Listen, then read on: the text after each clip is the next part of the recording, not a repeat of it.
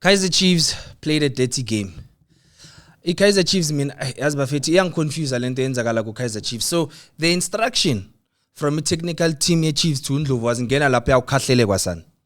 Ngena lapha uyakhahlele kwasani, Tina will be here and we back you. And my biggest question after the game last night was mababuyela ebenchini or mababuyela ema locker room after game, what happened? Bebam celebrate uNdlovu. Bebamuphi idlori uNdlovu. Bebamupha ama flowers uNdlovu ukuthi antwana obakhahlelile ntwana lento yenzile ntwana yami imnandi. I mean, as a Pirates supporter, of course I want to win the league. Mara mina ngifuna ukuwina ileague eswakso. Angifuna ukuwina ileague, whereas we could all see that iKaizer Chiefs kula game leyana ureferee bekaba favor. uNdlovu lento ayidlalela izolo bekwin nonsense. Beyinyanyisa nokuyibheka lento le akayidlalela izolo uNdlovu. Like, is that how you play at professional level? Indlela yokudlala le as a professional player ungena wena ukhahlela abantu ebusweni besiqala nokuyizwa le foul yaka Cupido besiqala nokuyizwa ukuthi kune foul kanje because of uNdlovu bayingakho ama player wakhahlelile. There was a time Malanda ulekhunja uChesrick Matthews uyamthekila ngapha umbambe ngapha uyamstrengile like lo mjida bekaye lapho ukudlala ibhola obekaye lapha yana ukudlala iwrestling na. Oh, and by the way, one thing engizokutshela yona Ndlovu, forget about ever playing for Bafana Bafana. You can forget about it. Forget about ever playing for another big team in South African football. Uyogcina khona lapha ku Kaizer Chiefs. And by the way, for your own sake, I hope Lama coach Chiefs ayahlala laphana, because Lama coach now hamba and an actual coach comes to Kaizer Chiefs uyohamba nabo. No coach can tolerate such football. No coach can tolerate such nonsense. Guti player lingene lo khahlela amanye ama player. It started against the Orlando Pirates ne, and esithe masikhuluma thina ama supporter Pirates guti Chiefs played a dirty game. Bagcwala abantu ku social media bathi go to the nearest police station. Bakhuluma izinto ezingaphela abanye basithuka ngabo mama bethu sibe sibatshela amaqiniso. Kaizer Chiefs still fail to win big games. The only way they can survive big games is they have to play dirty football. That's the only way. Iyokuphela indlela iChiefs engazibambela against ama player amakhulu, against ama team amakhulu. There's no player ku Kaizer Chiefs that can go pound for pound na any player ku Mamelodi Sundowns. No player ku Chiefs can go pound for pound with any player at Orlando Pirates. And I still maintain ningangithuka ningathini Kaizer Chiefs is useless, and izolo they proved how useless they are.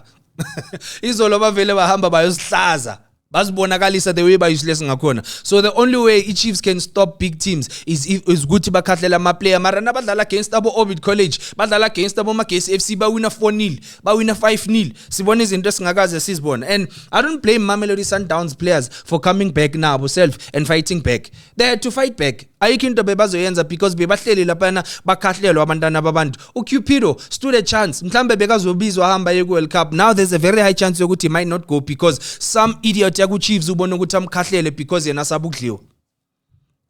Ubone ukuthi yena ngena amkhahlele because yena sabukudliwa.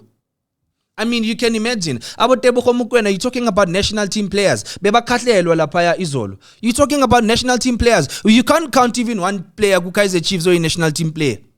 Akekho noyone ongambiza. So asazi if lento bayenzile izolo Chiefs against the Sundowns, they did it because they were afraid of losing against Mamelodi Sundowns, or there was envy from the players ukuthi oh nathi phela sahalelwe kuya kuBafana Bafana mhlambe masingakapha abantu abathile sizo qualify. I even saw noMabuya khahlela abantu izolo. I was very disappointed.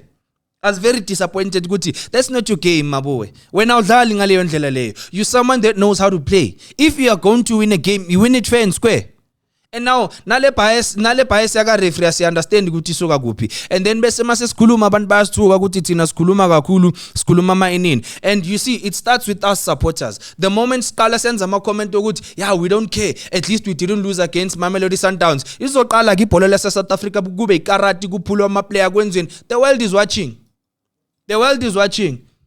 Kusasa league yethu will be ridiculed. Kugulani ngoba nyazi isilungani sazi. Kusasa league yethu will be ridiculed. La abantu will make fun of our league balibele bathi no, South Africa ma player wabo they don't play serious, bayakhahlelana badlala ibhola elibiso. iKaizer Chiefs knows how to hold Mamelodi Sundowns. Whether iKaizer Chiefs is having a good season or a bad season, iChiefs yakwazi ukubamba Sundowns. They didn't have to go play the way that they played. And uref naye bekungamele ukuthi abe so obvious ukuthi support iChiefs. Ayibeka support iChiefs la ref izolo. Yo, abombona babu ref ukuthi umene Chiefs ayingakho amafoul kaNdlovu bekumele ukuthi aphume. Lo ref uimoshile game. And by the way, Brian, don't ever consider yourself a professional ref. Just consider yourself a ref obizwayo ukuthi a supporter mathi uyazifanela nathi we supporter wena. like bekufana nokuthi kungena isupporter le Chiefs la Rev le game la Rev is not different from a Kaizer Chiefs, not different to a Kaizer Chiefs supporter. Isupporter le Chiefs lela, it's clear I body language yakhe yonke. I'm sure after game nayo gijimila yo celebrate nabo because the Chiefs phela baya celebrate ama draw.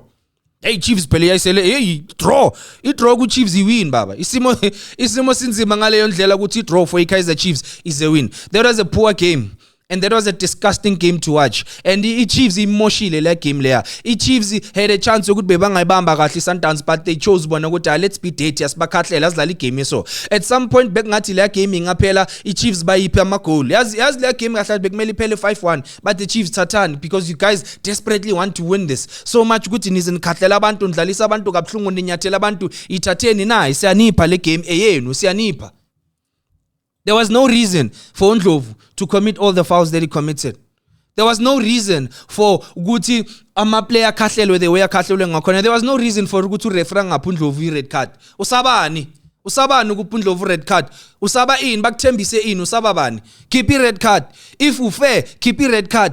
Keep I red card if ufair. Mawunga keep I red card ubona ukuthi ama foul sizokhuluma vele zama supporter. Sizoqala vele thina senza ama allegation, sizoqala thina bese speculate kuma social media because sibonile ukuthi uNdlovu bekumele athole I red card and I suspension yakhe bekumele be for the rest of the season. If this is how Ndlovu is going to play, he's not Kaizer Chiefs material ayimfanele. That's why angasurvivanga na ku Pirates. Ama players swak so awadlali ku Pirates. Ama players swak so awadlali ku Bafana. Ama players swak so awadlali ku Mamelodi Sundowns. Uswak akalazi ibholo inkomo. Akalazi ibholo noma ningasithuka clip it if you want. uNdlovu inkomo, uNdlovu akalazi ibholo, udlala ikarati, akumfanele ukudlala ku PSL, bekumele ayodlala ama tournament le hostel ne, kumele ayodlala ama tournament le madala hostel lapha Alex, ahamba udlala lapha Rotary lapha Alex awukhahlela abantu ebhuqwini, ilazo survivor khona. Akusibholo lento le ayenzile izolo. And if you're a Kaizer Chiefs supporter and you support how uNdlovu plays, then umosha ibhola lethu, uyafana nalama ref lawo esicomplaina ngawo, uyafana nalezi zinto esihlala sicomplaina ngama brown envelope. You are contributing to the mess ekhona ku PSL. You are not fixing South African football. Uyafana nje na wonke umuntu oyenza amanyala, uyafana nale mess eyenzakala ku Safa, uyafana no Hugo Bruce obiased, uyafana no coach Owado odlalisa ama players wakhe angazi ukuthi ayenzani, awuyazi into oyenzayo now.